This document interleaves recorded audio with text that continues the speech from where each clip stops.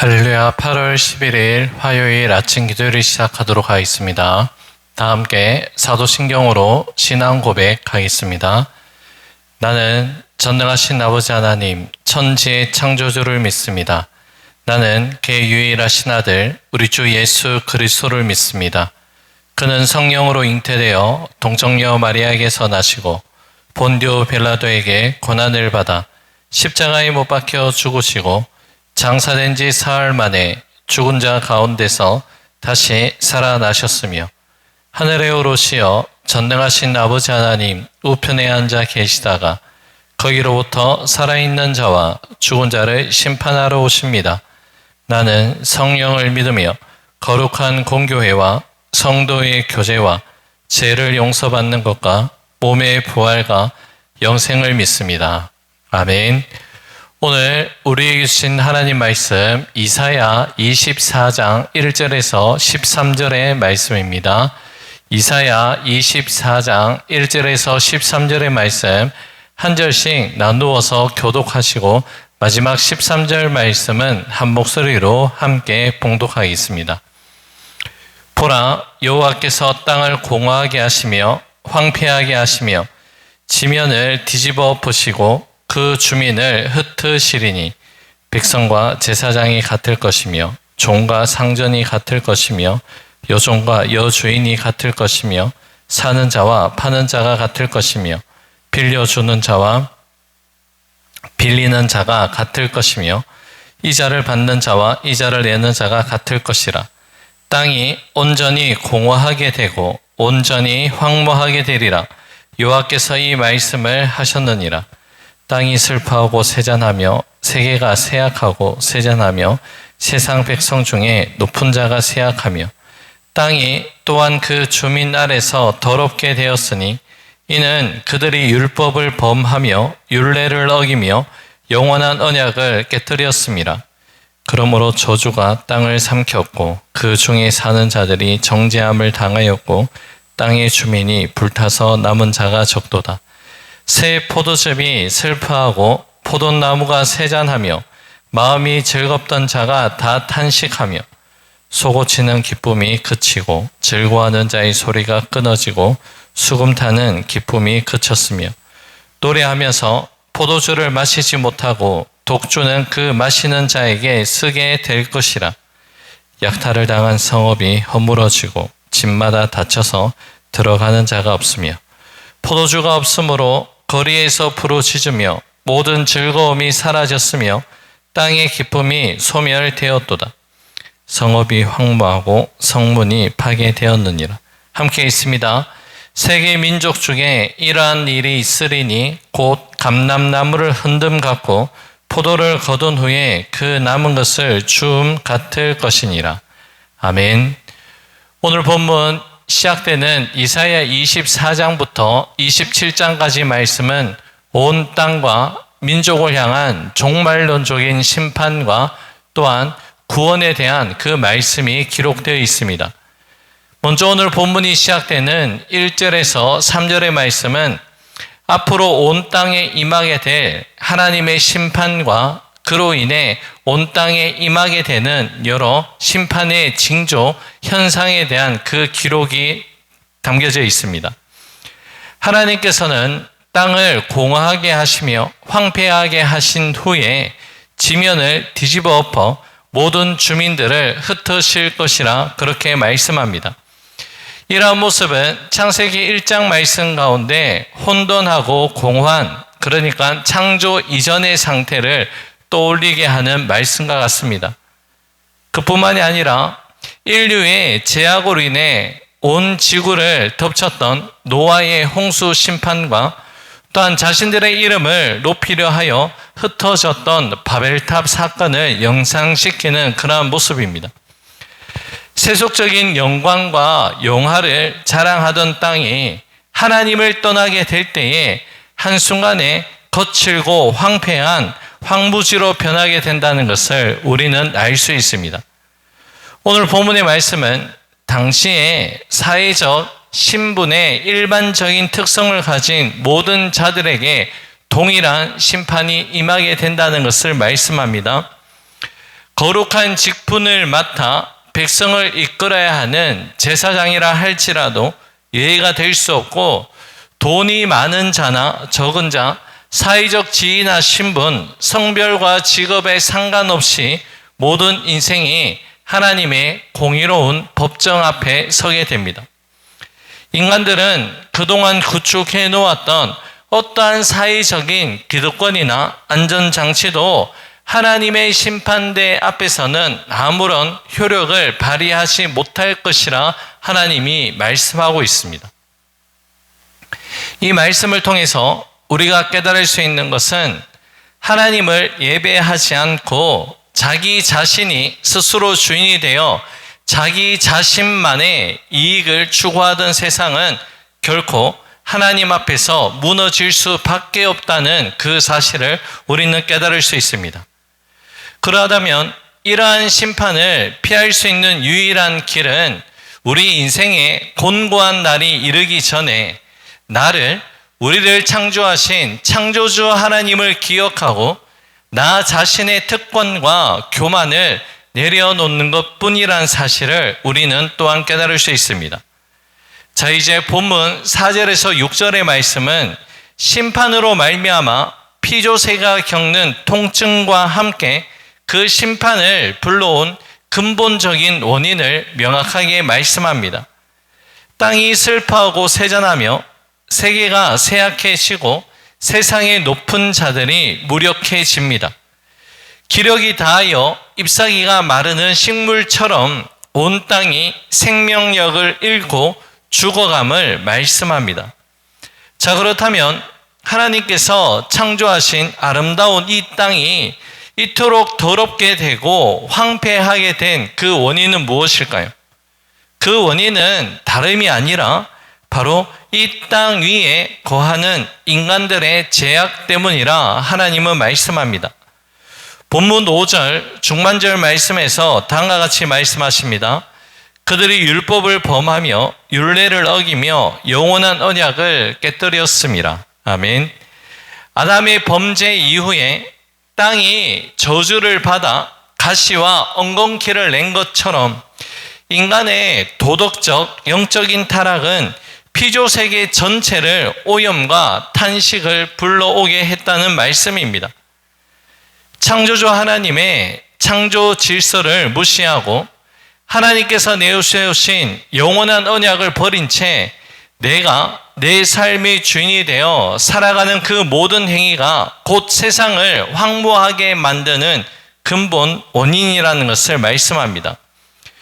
6절 말씀에 저주가 땅을 삼키고 사람들이 불타서 남은 자가 적게 되는 이 두려운 광경은 마치 창세기의 소돔과 고모라의 멸망과 연관시키는 그러한 연상이 되는 말씀입니다.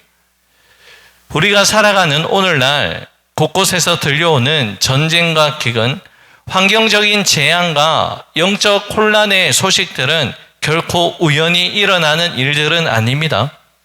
바로 하나님을 떠난 인류를 향한 하나님의 경고이자 하나님의 탄식입니다. 이러한 말씀을 마주하는 성도들, 우리 자신은 되돌아봐야 합니다.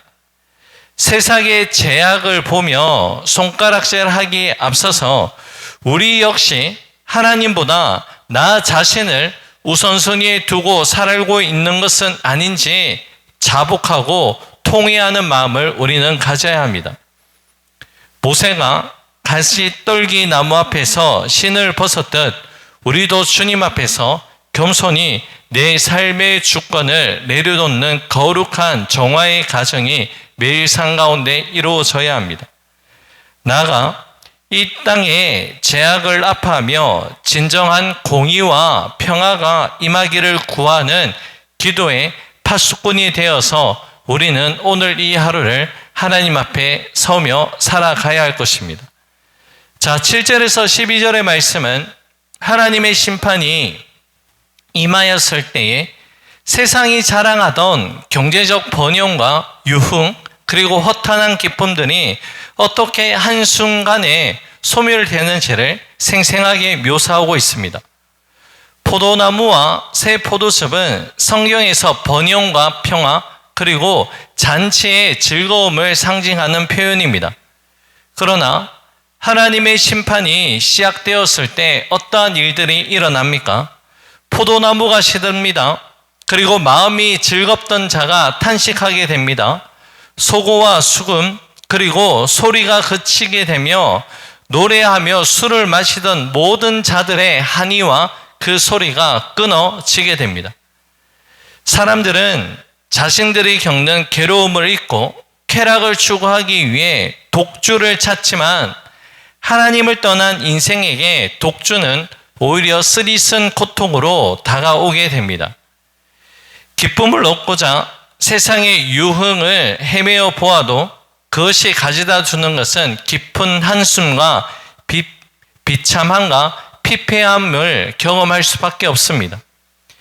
하나님이 계시지 않는 인생의 즐거움은 바람에 날아가는 겨와 같이 허망할 뿐입니다. 오늘 본문에서 성읍 역시 파멸을 맞이하게 된다라고 말씀합니다. 약탈을 당한 성읍은 허물어지고 집마다 닫혀 들어가는 자가 없으며 거리에서는 포도주를 찾아 헤매며 고통스럽게 부르짖는 소리가 가득하다, 그렇게 말씀합니다. 성문은 파괴되고 땅의 모든 기쁨이 소멸되었다라는 그 말씀이죠. 자, 이 성읍은 단순한 예루살렘의 역사적인 비극을 넘어서서 하나님을 배제한 채 인간의 야망과 욕망으로 쌓아 올린 세상의 허무한 종말을 상징하는 그러한 말씀입니다. 인생이 안전하다고 믿었던 견고한 소유물과 성읍 도시는 하나님 진노 앞에서 그 어떤 것도 아무런 보호막이 되지 못합니다. 오늘날 수많은 사람들이 세상의 성공과 물질, 덧없는 쾌락 앞에서 참된 기쁨을 찾으려 했습니다. 하지만 주님 바깥에서 누리는 즐거움은 영원하지 아니하고 결국 쓰디쓴 절망으로 끝이 나고 되돌아오게 됩니다. 사랑하는 여러분, 우리의 참된 기쁨은 환경이나 소유에서 오는 것이 아니라 오직 생명의 근원 대신 하나님과의 관계 안에서만 주어진다는 사실을 기억하시기 바랍니다. 우리는 세상의 거짓된 즐거움에 미혹되지 아니하고 영원히 변하지 않는 주님의 은혜 안에서 참된 평안함을 누려야 합니다. 자, 본문 13절의 말씀, 이 말씀 가운데는 심판의 철저함과 동시에 이 속에서 피어나는 하나님의 거룩한 구원의 소망의 말씀이 함께 담겨져 있습니다. 본문 13절 말씀입니다. 감람나무를 세계 민족 중에 이러한 일이 있으리니 곧 감람나무를 흔듦 같고 포도를 거둔 후에 그 남은 것을 주움 같을 것이니라. 아멘. 감람나무를 첫째의 흔들어 열매를 떨어뜨리고 포도를 다 거둔 후에 얼마 남지 않은 알갱이를 줍는 것처럼 하나님의 심판은 단 한 사람도 피할 수 없을 만큼 철저하다는 것을 말씀합니다. 멸망하는 자가 너무나 많아서 남은 자의 수가 지극히 적을 것이다 말씀합니다. 우리 예수님께서도 이렇게 말씀하셨죠. 인자가 올 때에 세상에서 믿음을 보겠느냐? 이렇게 탄식하신 그 말씀처럼 마지막 때가 되면 순결한 신앙을 지키며 걸어가는 그 길이 결코 쉽지 않다는 것을 말씀을 통해서 우리는 깨달을 수 있습니다. 하지만 여러분, 이 비유에는 심판 너머에 소망의 말씀 또한 담겨져 있습니다.